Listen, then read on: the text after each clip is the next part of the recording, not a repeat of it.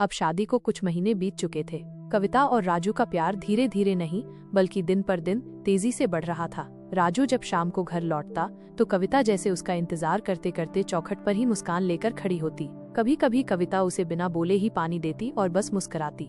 राजू हंसकर कहता, इतनी मीठी मुस्कान से तो भूख भी मिट जाए। रात को जब सब सो जाते तो राजू और कविता अपने कमरे में चुपचाप एक दूसरे की आंखों में डूबे रहते। राजू कभी कविता के बालों में उंगलियां फिराता तो कभी उसके माथे पर हाथ रखकर कहता, तू है तो दुनिया है, वरना बस भीड़ है। कविता धीमे से मुस्कुराकर उसकी छाती से लग जाती। इधर घर में शोरगुल कम नहीं था।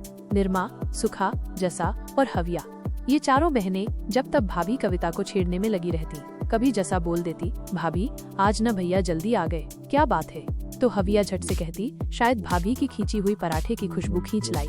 कविता हंसते हुए कहती, हाँ, मैं तो रोज राजू जी के लिए इत्र छिड़क कर सब्जी बनाती हूँ। तभी महक से खींचे चले आते हैं। सारी बहनें हंसी से लोटपोट हो जाती। कन्हैया लाल, जो अब घर का छोटा मगर समझदार लड़का बन चुका था, जब भी भमा को गुटखा या सिगरेट में देखता तो डांट देता, भाई अगर भाभी को पता चला तो रील बनाने नहीं देगी, बंद कर। भमा मुस्कुरा कर कहता, अरे एकदम से सब छोड़ना थोड़ा मुश्किल है, धीरे धीरे छोड़ दूंगा। रूपा, जो हमेशा मस्ती के मूड में रहता, बीच में बोल पड़ता, भाई तूने सिगरेट छोड़ी तो हम सब मिठाई खाएंगे। कभी कभी कन्हैया लाल अपनी ही रील में कविता भाभी को एक्टिंग करवाता, भाभी इस डायलॉग में बोलो, राजू जी अगर चाय नहीं पीते तो मैं भी भूखी रह जाऊंगी। कविता हंसकर झूठ मूठ गंभीर चेहरा बनाती और सब ठहाके लगाते। एक दिन की बात है, चारों बहनें कविता को लेकर छेड़ने लगी, भाभी हमारे भैया को मीठा बहुत पसंद है और आपको तो मीठा कम खाना चाहिए। कविता झट से बोलती, तो क्या करूं, मीठा बंद कर दूं या तुम्हारे भैया को ही छोड़ दूं?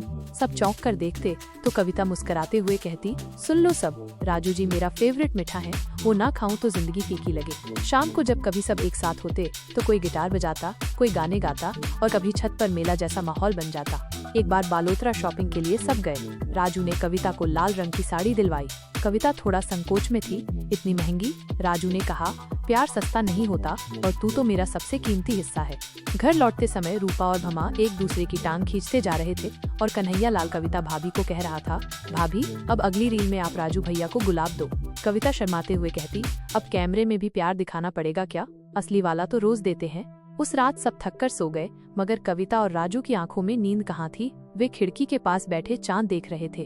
कविता बोली, कभी सोचती हूँ इतने लोग घर में, फिर भी जब तू पास होता है तो सुकून लगता है।